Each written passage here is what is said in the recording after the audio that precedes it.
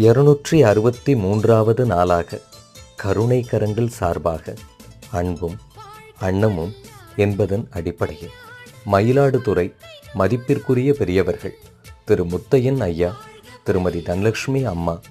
தம்பதியரின் 46வது திருமண நாளை முன்னிட்டு அரசு மருத்துவமனையில் சிகிச்சை பெறுபவர்களுக்கும் மற்றும் உடன் இருப்பவர்களுக்கும் காலை உணவு அன்ன தர்மமாக வழங்கப்பட்டது.